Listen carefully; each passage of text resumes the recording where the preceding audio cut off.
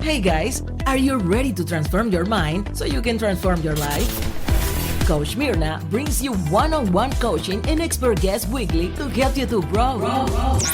Because happiness is the progressive realization of a worthy goal. Looking for personal growth? Let's do it.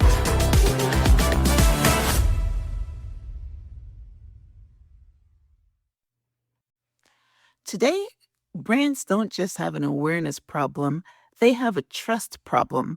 People are overwhelmed by ads, skeptical of marketing, and craving something real. So, let us tell your story in a way that actually resonates. Brands partner with the Transform Your Mind podcast because this isn't just advertising, it's trusted influence. Our audience is deeply engaged in healing, mindset, faith, and personal growth, and they are actively supporting brands that align with their transformation journey. Your brand is featured through a CEO or expert interview that positions you as a thought leader, host read pre-roll and mid-roll ads woven naturally into other episodes, and long-term visibility across our full media ecosystem. Explore brand partnerships. Visit myhelps.us/partner. That is myhelps.us/partner.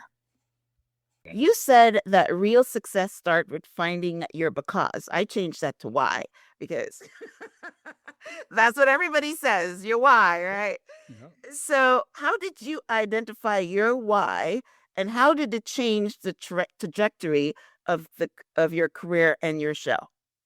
Yeah, so my why was actually my because.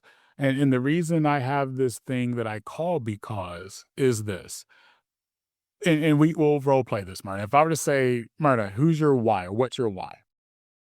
I would say generational increase, right? Okay, now watch this.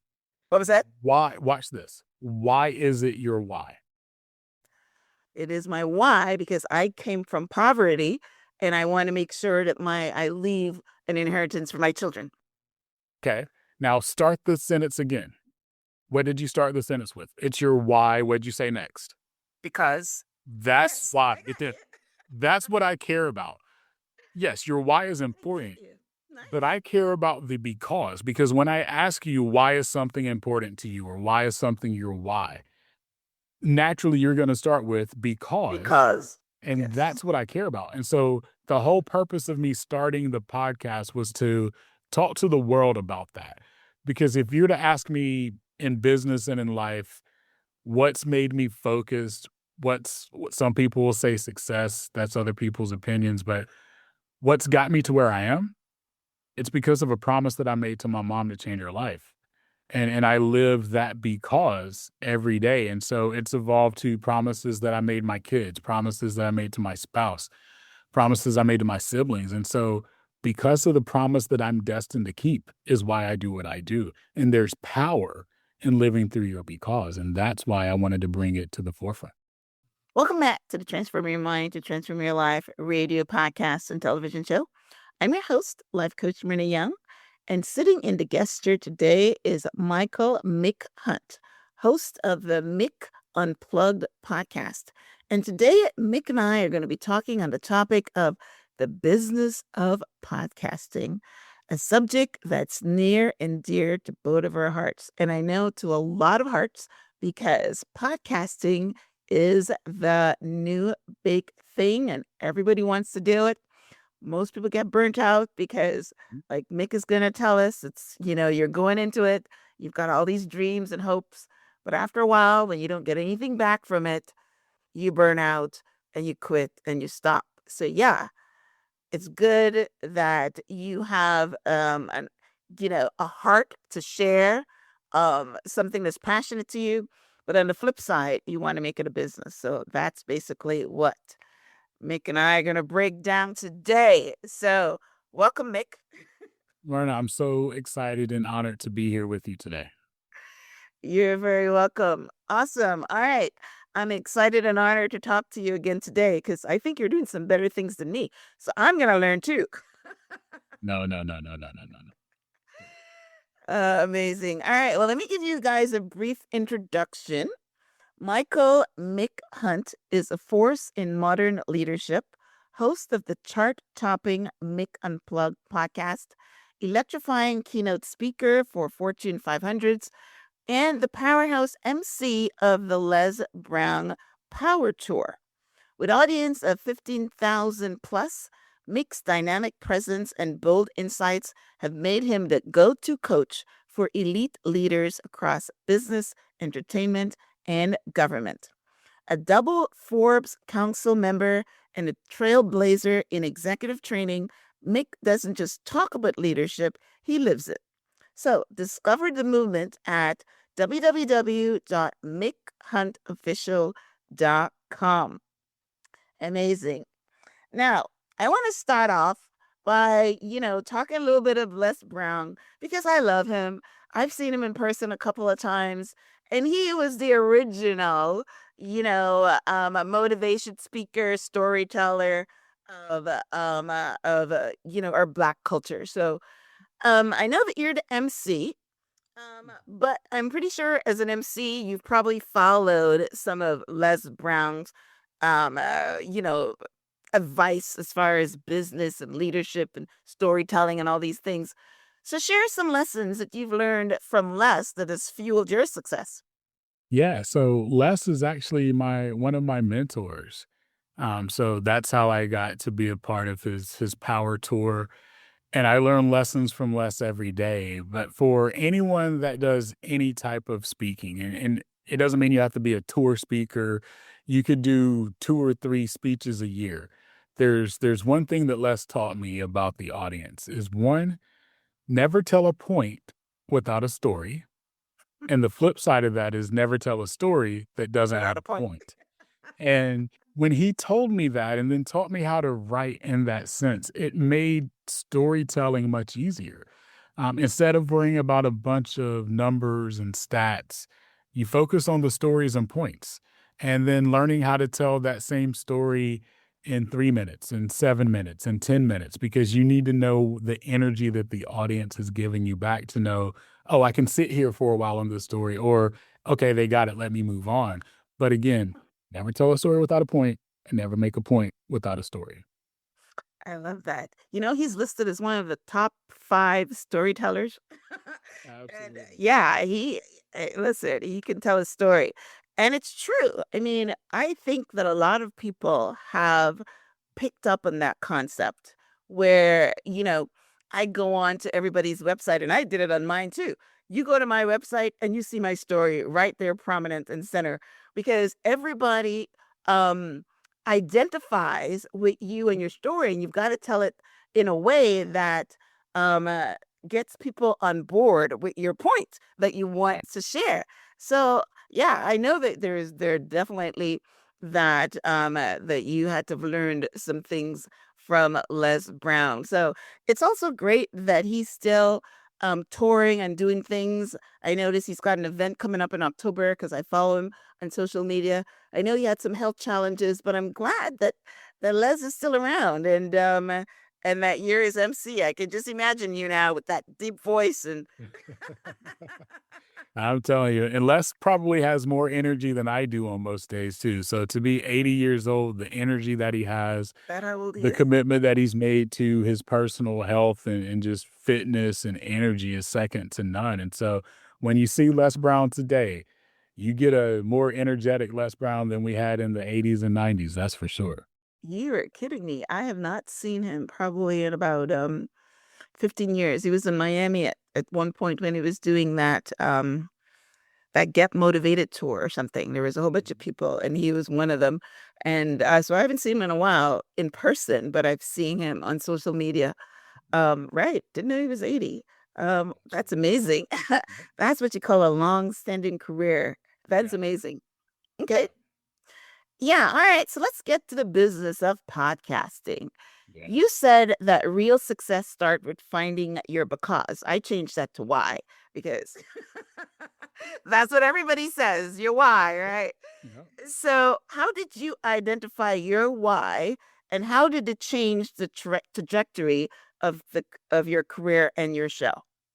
Yeah, so my why was actually my because. And the reason I have this thing that I call because is this. And we will role play this, Myrna. If I were to say, Myrna, who's your why? Or what's your why? I would say generational increase. Right. Okay, now watch this. What was that? Why? Watch this. Why is it your why? It is my why because I came from poverty and I want to make sure that I leave an inheritance for my children. Okay, now start the sentence again. What did you start the sentence with? It's your why. What'd you say next? Because That's yes, why. I got it. That's what I care about. Yes, your why is important, Thank you. Nice. but I care about the because when I ask you why is something important to you or why is something your why, naturally you're going to start with Because and yes. that's what I care about. And so the whole purpose of me starting the podcast was to talk to the world about that. Because if you were to ask me in business and in life, what's made me focused, what some people will say success, that's other people's opinions, but what's got me to where I am, it's because of a promise that I made to my mom to change her life. And I live that because every day. And so it's evolved to promises that I made my kids, promises that I made to my spouse, promises I made to my siblings. And so because of the promise that I'm destined to keep is why I do what I do. And there's power in living through your because. And that's why I wanted to bring it to the forefront. I like it. Like I've never heard anybody say that before. That's why I changed it to the why. Mm. But I think why sounds sexier, I guess. But you're right. It is why because you lump them together. That's amazing. All right. So your show is the Mick Unplugged podcast. So how did you come up with that particular format to um to get to your because? Here's the crazy part, Maria. I didn't want to start a podcast. What I wanted to do was just to create YouTube content. I just wanted to have content around because I was writing a book and because was going to be a part of it. And so that was the mission of what I was doing. And so I said, okay, going to do a YouTube channel. And Les Brown, my mentor, said, no, you should do a podcast. I was like, I don't want to do a podcast.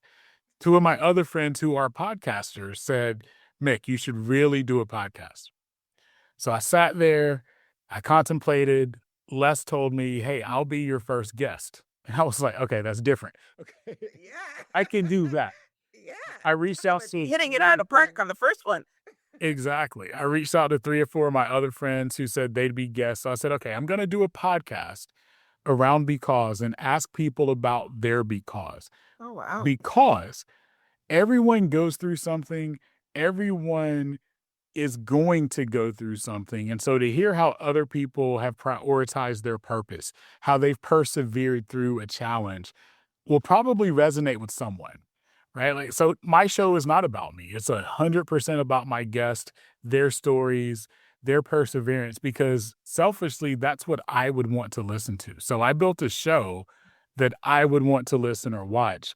And I wanted to make it truly about the guests that I bring on. And so that's why I chose the format. Wow.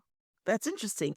Yeah, one of the questions your team sent me is about your guests. I didn't put that one on here, but I can understand because the That American Life, they're the one that started this whole podcasting explosion. Right. And that's what they did. They went around the country and they talked to people and get their stories. Now, it wasn't because of the because, but it was probably because of something that they went through and persevered and came out on the other side. It's the same thing. It's the same concept of storytelling. Like Les Brown says, storytelling is so important because everybody likes to live a rare story. I read books, and 90% of the books I read are about their autobiographies and they're with stories, and I get such a high. Mhm. I get such a high listening to people's stories. I mean, it's amazing. So, yeah, so having a show around talking to people about their because that's beautiful. Now I can understand why you're so successful, because storytelling is what everybody gets involved in. And the great thing about it, people are saying, how do you get them to stay to the end? When you're telling a story, you stay to the end. Well, exactly. Exactly. And that's the other thing that we make sure that we do. We actually talk to our audience. So I'll pose a question on behalf of the viewers or listeners. And I'll say something like, hey, Myrna, for the viewer or listener that's struggling trying to understand podcasting, what advice would you have for them? And so then we talk to that viewer or listener every time. That's good. That's good. I have not incorporated that yet. So, how do you do that? Do you do that, um, your website, YouTube? Where do you have We this do, we do interaction? it we do it live in the episode. So it's more of just, hey, I know someone's listening and they're probably struggling with A, B, and C. You just said you overcame A, B, and C. Give us 2 or 3 tips that we can implement today. And so we'll just talk through that. Wow, that's a great format. That's amazing. All right. That is great. Okay. So you have the idea, you got some good friends like Buzz. So, how did you go about treating your podcast like a business? Because as I introduced when, the little blurb that I said before, Mhm. we started, getting in the deep dive, is that there's like 2 million podcasts right now. They're probably more. That's the last number that I heard, right? And I think they say that if you've got 10,000 downloads or something, you're in the top 1%. So there's a whole bunch of, I like your word, noise, but people are not getting the downloads. They're not getting the audience. They're not able to monetize, just a nice new word. So walk us through how how you turned this idea into a business model. Yeah. So when I first started the podcast, like I said, I originally just wanted content, right? I didn't necessarily care that it was on Apple and Spotify and YouTube and all those places. I just wanted the content.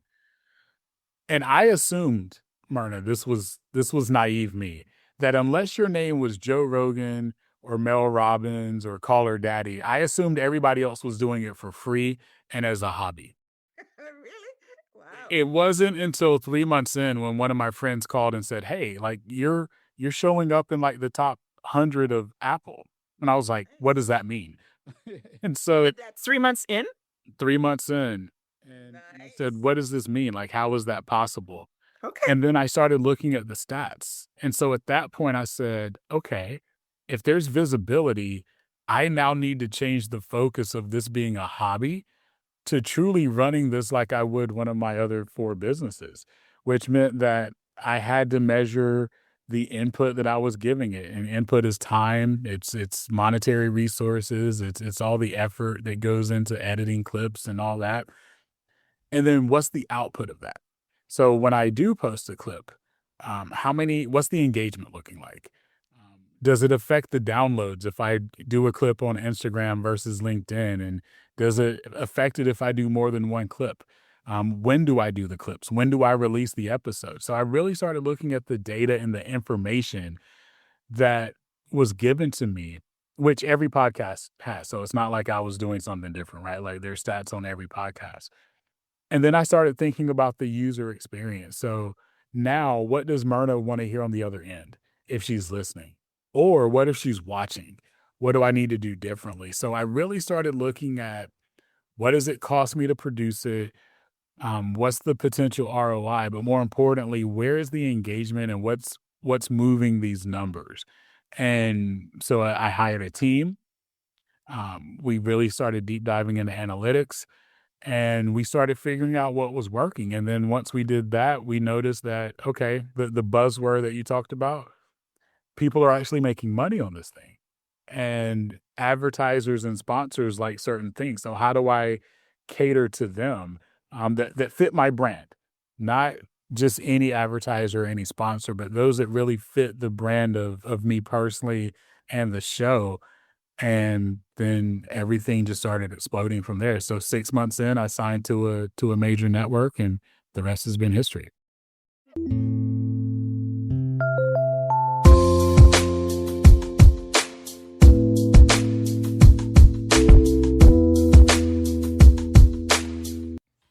today's market, brands don't just have an awareness problem, they have a trust problem. People are overwhelmed by ads, skeptical of marketing, and craving something real. That's why CEOs and purpose driven brands partner with the Transform Your Mind podcast. When brands partner with the Transform Your Mind podcast, they're not just buying an ad, they're gaining trusted access to a deeply engaged, values driven audience that is actively investing in personal growth, wellness, faith, and transformation. So, let us tell your story in a way that actually resonates. Your brand is featured through a CEO or expert interview that positions you as a thought leader. Host read pre roll and mid roll ads woven naturally into other episodes, and long term visibility across our full media ecosystem. We distribute every partnership interview across multiple high impact channels, including 20 podcast platforms and directories, television distribution at PTWWN TV, YouTube and streaming platforms like Reveal, social media clips and reels, and a blog article with backlinks to your website. This means your message doesn't just disappear after one episode. It's repurposed, replayed, and rediscovered across multiple platforms. If your brand serves people who value healing, mindset, wellness, faith, and personal development, the Transform Your Mind podcast offers more than exposure. It offers alignment, authority, and authentic connection. To explore a brand partnership with the Transform Your Mind podcast, visit us at myhelps.us/partner. That is myhelps.us/partner. Wow. I am so impressed with these people like you that were able to come on and just hit it right out of the park. I've been podcasting now for about 7, 8 years, and I'm nowhere near Mel Robbins or you for that matter. But I bought her book and I follow her. And Joe Rogan is the road dog. I mean, he's been around for a long time. So he worked for his success. But yeah, Mel Robbins, come on, and only been in podcasting 2 years. And she's just hitting it out of the park. But, I thought that was probably because like, she's got a team behind her. And I mean, I don't know if hers is an independent podcast or not. Is yours an independent podcast? No, I'm a part of a network, and Mel is a part of a network as well too. Right. Yeah. That's I think makes a difference because you have a bigger team in order to get the word out there.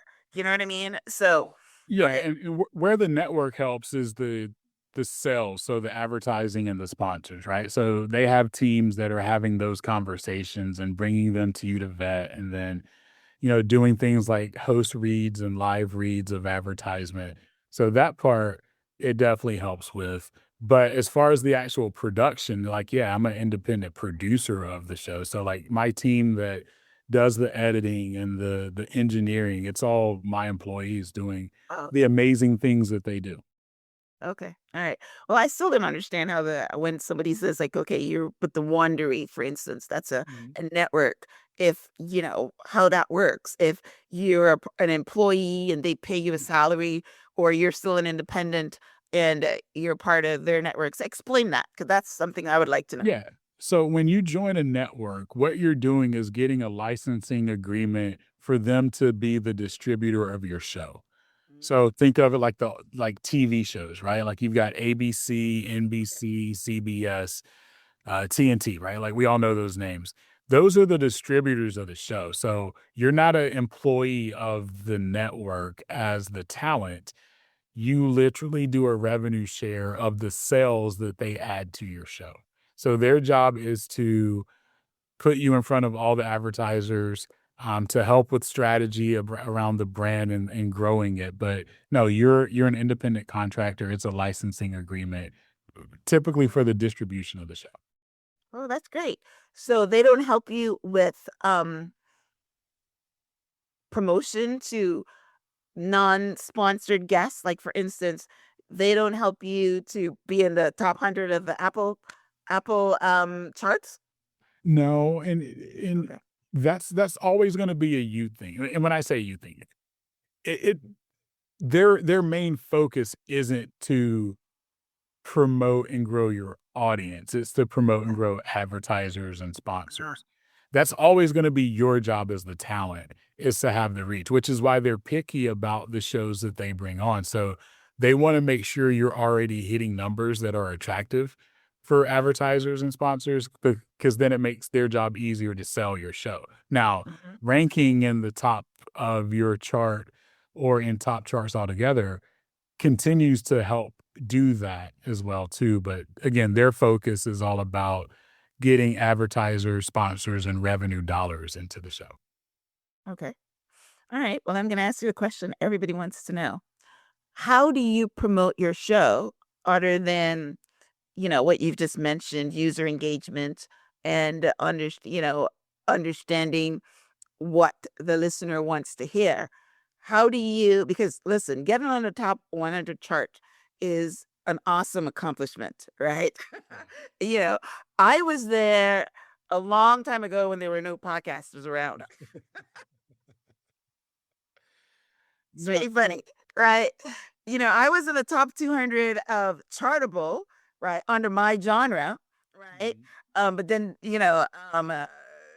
Chartable went away. So Yeah. I'm not even sure what the charts are doing now. But yeah, that is quite an accomplishment. So, and you did that 3 months in. So walk us through what exactly you did, other than content, other than user. What did you do? Because we want to know. So the I'm gonna say the crazy, weird, unknown thing are the algorithms, right? So Apple and Spotify and all these places have algorithms that they don't know. But here's what I can tell you I do to, and I've always done to promote the show, is my guest selection.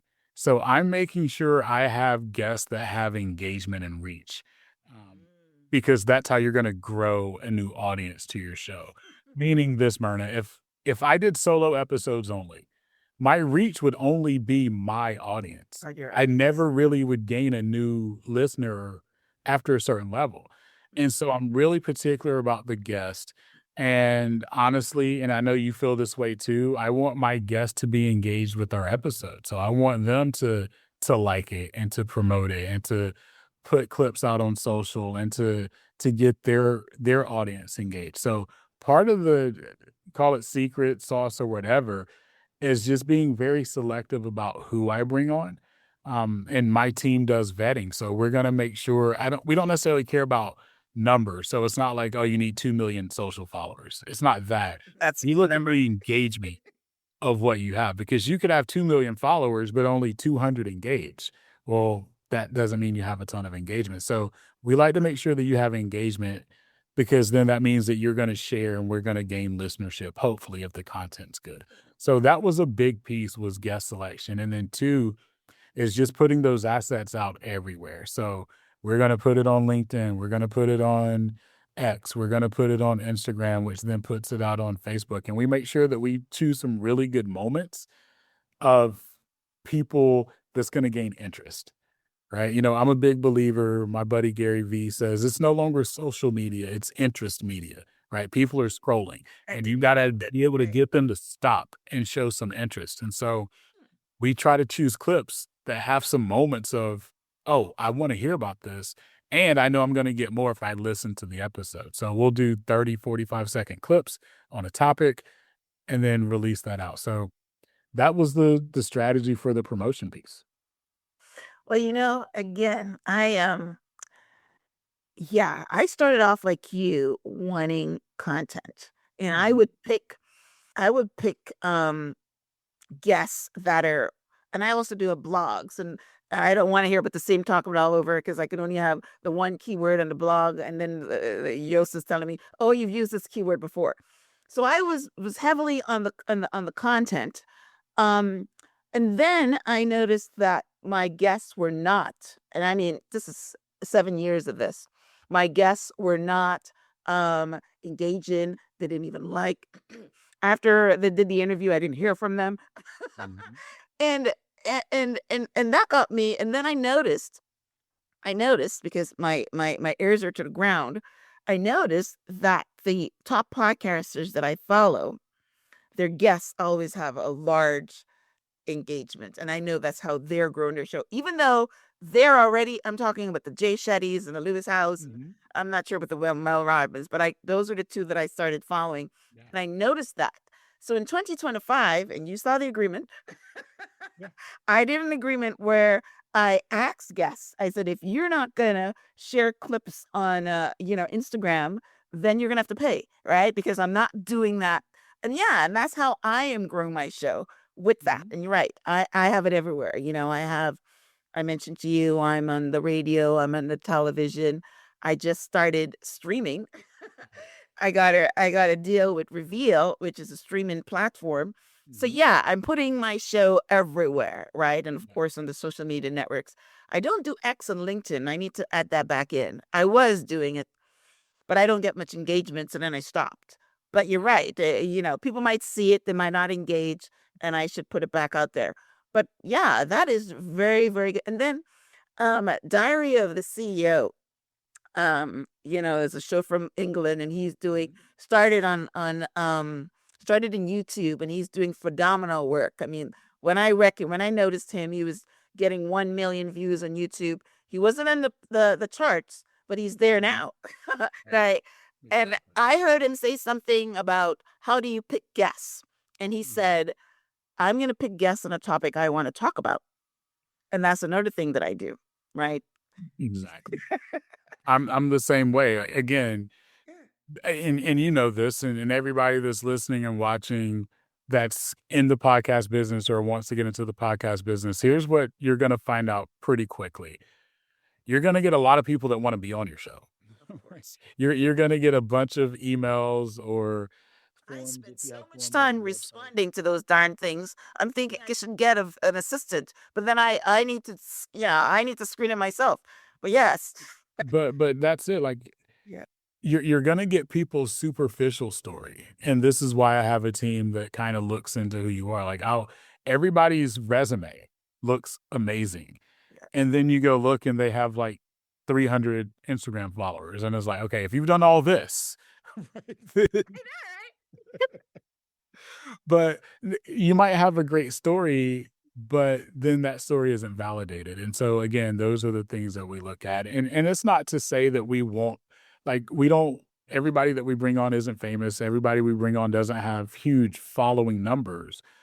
But again, check the engagement. You just Yeah. want to I don't care if you just have 200 followers, all 200 better be engaged with you then. Engaged. Right. Right. Right. Yeah. Yeah. That's true. I do that myself now because yeah, I look for the follower count, and I look the last couple of posts, and I've seen, but I wasn't sure what I was doing. I was just looking to see, right. But now that you have put it in a capsule for me, and put some quotes around it, now I know that that's what I'm going to be looking for. I'm doing it, but it was just I wasn't aware of what I was doing because I was just looking, you know. Um, all right, so that is great for somebody that's wanting to start a podcast. Let's summarize. What are you starting a podcast?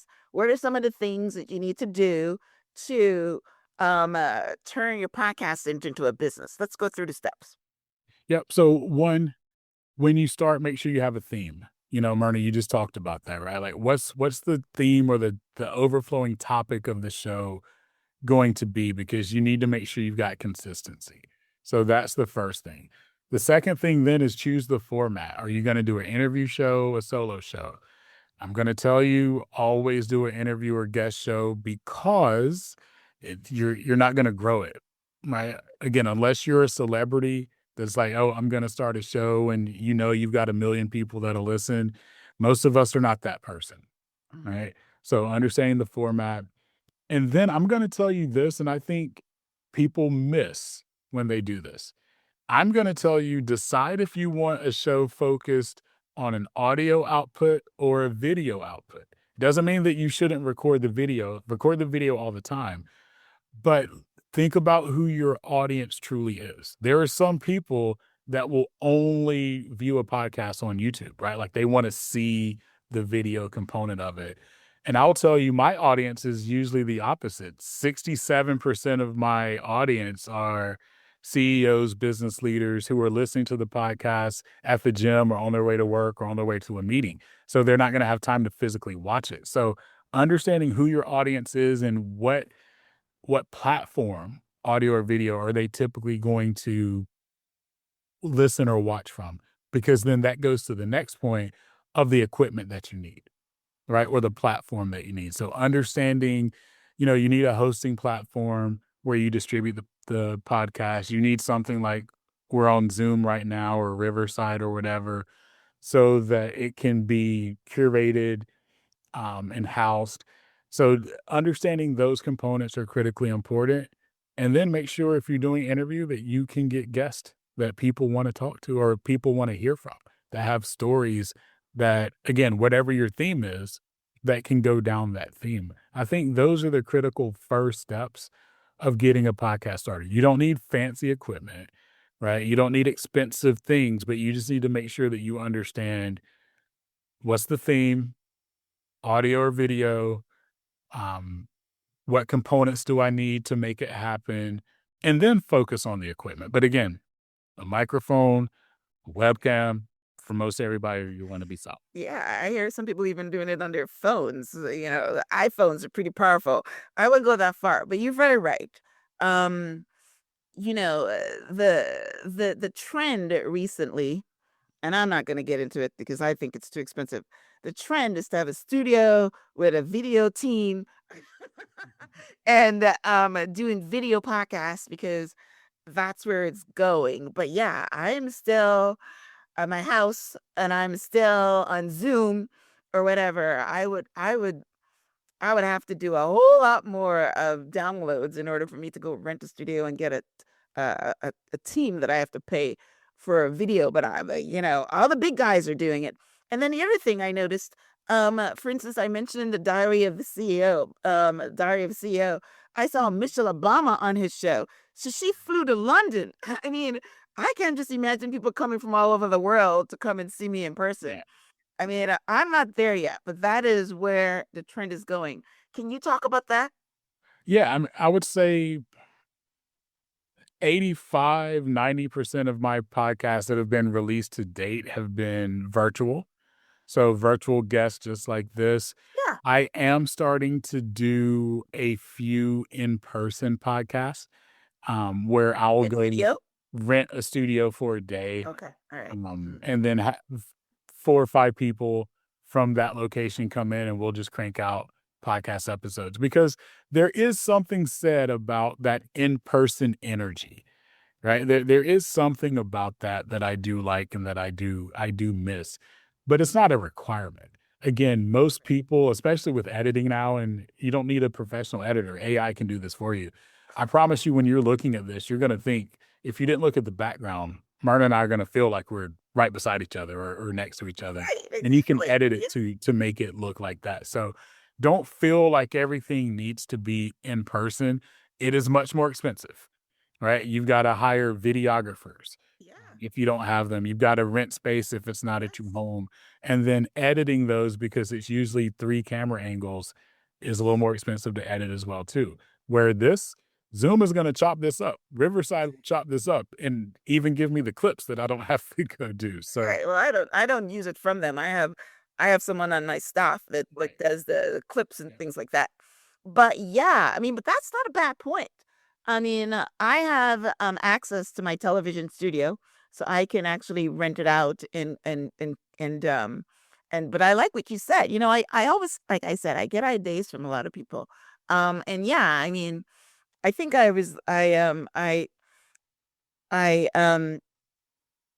don't really listen to the show, but for some reason he's on my email. Entrepreneurs on Fire, I think that's what he's called. Mhm. And he said something the other day that's amazing, that he works 5 hours a week on his podcast. He he goes in one day and he does his interviews um in the one sitting. Mm. So what you've just said is similar. You rent a studio, you get 5 people, and you just do back to back. But that's what he does. I'm not quite sure how he does a daily show, so it's Mm. probably not very long. Maybe it's only half an hour. So he Yeah. works 5 hours a week, and cranks out his show. So that is, and he makes a lot of money. Mm. He has, turned his show into a business. But again, if you're going to be in this space, you've got to be learning all the time. So I learn from everybody. So I don't necessarily listen to his podcast, or maybe I must have listened one time for me to be on his list. But I mean, yeah, but that's not a bad idea. I was looking at Jay Shetty the other day, interviewing Madonna, and that's obviously one you need to do in person. Right. Right. And he had all this big old photo shoot and everything. So yeah, if you're gonna have a big guest and they're willing to come to you, then yeah, rent a studio and get a team. And my studio already has because it's a TV studio, they already have the talent there. All I have to do is pay for it. But not bad. Okay. So yeah, great conversation. Thank you for the tips. Thank you for, putting it out there to the wannabes, people that want to move up that ladder. Very, very good advice. Absolutely. Yeah. All right. So, I think we've already covered this one. That your show competes with Joe Rogan and Alice Cooper on the Apple charts. So is there anything else that makes you stand out? I know we talked about your format and whatever. What do you think makes you stand out that you haven't talked about with those top two? Because he's the top male and she's the top female. Yeah. I don't know if I do anything that stands out, to be honest. Like, every show is about my guests, but what I will tell you is I don't do extremely long podcasts. I'm 35 to 40 minutes. Again, I Yeah, Joe try to have Rogan a does structure. 3 hours. I don't know how much Alice Cooper does. Yeah, yeah. But I think part of the algorithm helps when people re-listen to a show. It is much harder to re-listen to a 3-hour show than it is a 30-minute show. So I try to keep them digestible. And again, I have a structured format in my show, and I would like to think it keeps people engaged. That's my hope that that's what it is. But as far as standing out, I'm always going to say it's just about my guest. I love my guest, all of them. People ask me who's my favorite one. I say, yep, that one. um, but it truly is. It's just about the guests and the stories that they tell, that even some of my A-lister influencers, right? Like, I have Robert Irvine, celebrity chef Robert Irvine, one of my best friends in the world. We talk about things that you don't hear him talk about elsewhere. When Les Brown and I interviewed, we talked about things that I know Les and I talk about that he doesn't talk about elsewhere. Same thing. I'm about to interview one of my mentors, Damon John, and we're going to talk about things that Oh, if you've David seen John. Damon a million Right. times, He's your mentor. there'll be a story he's never talked about, right? So Got good again, mentors. that's what it is. It's about my guests. It's literally not about me. So how do you find these guests? I mean, like I said, I get pitched a lot. I don't actually go out and look for guests anymore. I'm too busy, responding. So do your guests come to you, or you go look for them? No, they come to me, a lot of referrals, um, and that's usually how it goes. I use central talent booking. Um, for a lot of people that I know, a lot of celebrities or A-listers that I know, it's hard. Like, if Robert and I want to do a podcast, we got to go through each other's teams. And so I use central talent booking to go through the teams to make sure it gets on the calendar and on the schedule. And they do a really good job of bringing people to me that maybe I'm not thinking about. But for everyone starting out, or even if you've been doing it for a while, I mean, your content is going to speak for itself. If you put together a quality show, people are going to want to be on it. It's going to get seen. And your job is to just make sure you deliver. And that's always my message of, think about the show and the end user experience first, and everything that's supposed to happen will happen. That's great. Well, that is me too. Like I said, I like talking about things that I know about so I can give a good conversation, number one, Mhm. because I think that's the strength of this show.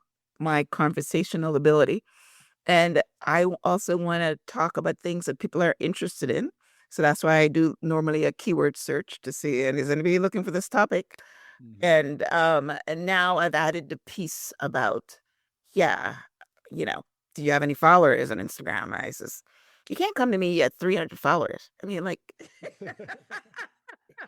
Yeah, absolutely. yes, so yeah, so that is great though. That is great. And you touched on the fact that, yeah, you don't need big equipment. I mean, the URI modem, microphone was only like $35. I upgraded to another one now, but you can start, and that sounds, I can't even tell the difference. It sounds the same, right? Right. So yeah, all you need is a microphone, right? And speakers or whatever you do.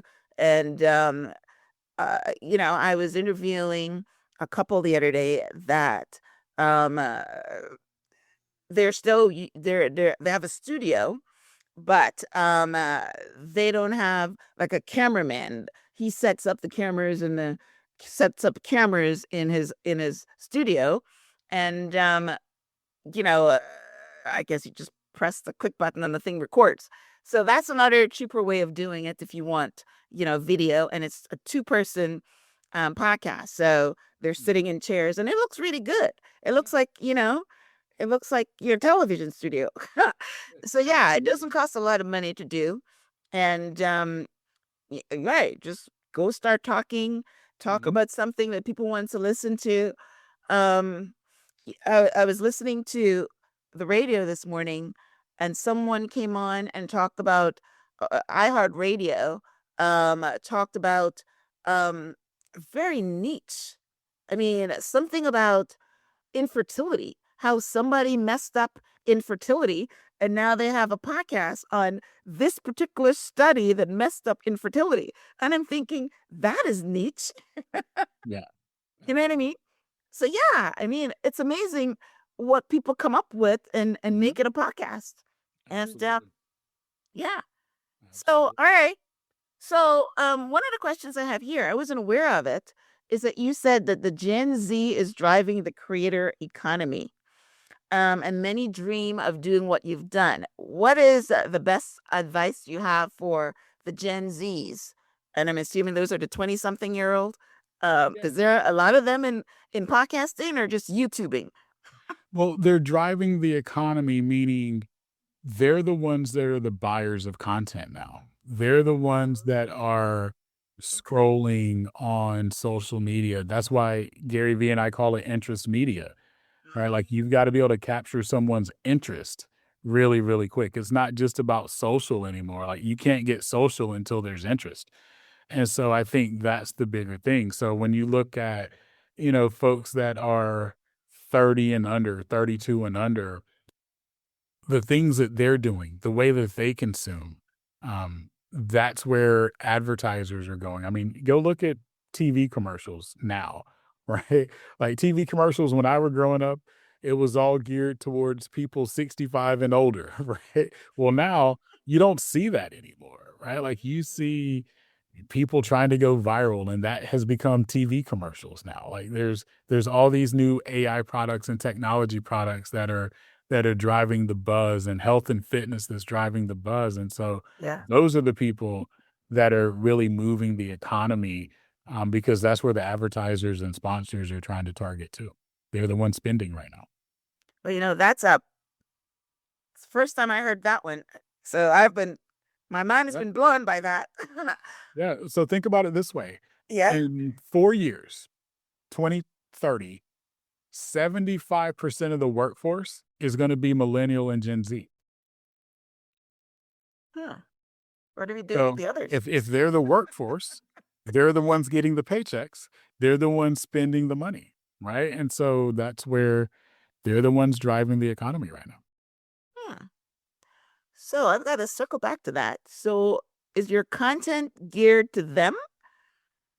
Because I've never really geared my content to the Gen Z. Very rare. No, and I'm not saying that people need to gear their content there. I'm just saying you're going to have more Gen Z listeners. When you look at your stats, you'll have more than you think. My my audience is still in the 35 to 55 range. Like that's the range. Because you're talking about business topics, right? Right. But I do have 25% that are, 30 and under. So that does tell me that they're wanting to learn about business as well too. So Yeah. don't think that Okay. the younger generation are just wild and nonchalant. No, like they're starting businesses now. You can be a content creator making millions of dollars and we see it at 20 years old, 17 Well, years. they're doing that, which is why I throw the YouTube question in there, because that's usually where they're doing it, right? Exactly. Exactly. Right. Okay. Okay. Awesome. All right. So tell us about your book, How to Be a Good Leader When You've Never Had One. Why did you write it, and what do you want readers to walk away with? So I wrote it because I asked my kids, aside from your dad, tell me a good leader that you know. Give me 3 good leaders. And they instantly gave me social media influencers. And I said, wait, how do you know that they're good leaders? When I was growing up, we had leadership books and we talked about leadership in school. And my kids were like, no, we don't talk about leadership at all. So I knew I needed to write a book selfishly for my kids. So I was just going to write something for them. And then I looked up and I already had like 150 pages. And I was like, oh, this actually might be something. So I developed it even further. But that's why I wrote the book, because I don't think that most of us have seen good leadership anymore because we always talk about great. And great is someone else's opinion. Good is what you can do and be on a daily basis. And so I wanted to have a conversation about good leadership. And so what will people walk away from with the book? They're going to walk away with the blueprint of good do's and don'ts. So here's things that I need to be doing to be a good leader. Here's how I tap into emotional intelligence, which we don't talk about enough in leadership now. The things that we did, I'm going to say in the past, aren't the way that modern people associate anymore. Like it used to be like this, Myrna. My mom would tell me to go do something and I did it. Right? Yeah. My mom would tell me that this is the reason why we have to do this, and I didn't question it. Well, now, when you tell someone something, by the time you finish it, they've already researched to make sure what you're telling them is the truth. We didn't have the internet. We didn't have ChatGPT when I was growing up. So if my grandma or if my manager told me something, I had to believe them, you know? It's so true. That's what my daughter is. I mean, I don't even know. They're so fast. I'm talking to her in the minute she's looking it up on Google. Yeah. Yeah. It's crazy. I don't even know she's doing it. I mean, it's transparent. Yeah. You're very right. Yes. And so that's the purpose of the book. It's to give modern leaders the blueprint to lead modern employees, to lead modern communities, to lead modern households. So it's a lot of principle, it's a lot of action that you can put into place today. Beautiful, beautiful. Yeah, as you were talking, something popped into my head, but I'm not even going to touch on it. About what good leadership looks like, and it has to do with politics. So I'll just leave it there. Awesome. All right. So tell our listening audience how they can get in touch with you. Tell us your website. I think I mentioned it at the beginning of the show, but you can mention it again at your website, your social media handles, and how they can pick up a copy of your book. Yes. So mickhuntofficial.com is the website. Book is available anywhere you purchase books. So Amazon, Barnes and Noble, Books a Million. We have links on the website too. Social media, I would love a follow. I would love for you to tell me that you heard me here on Myrna's show. Maybe I'll do something special and like sign a couple of books if you tell me that you did that. But on Instagram, I am at Mick Unplugged, and everywhere else, it's my name, Mick Hunt. So on Instagram, it's Mick Unplugged, and everywhere else, it's Mick Hunt, like LinkedIn and Twitter. Yep. Right. Okay. Yep. And I'm much more active on Instagram and LinkedIn. That's where I live. Okay. All right. Awesome. Well, Mick, this has been a great conversation.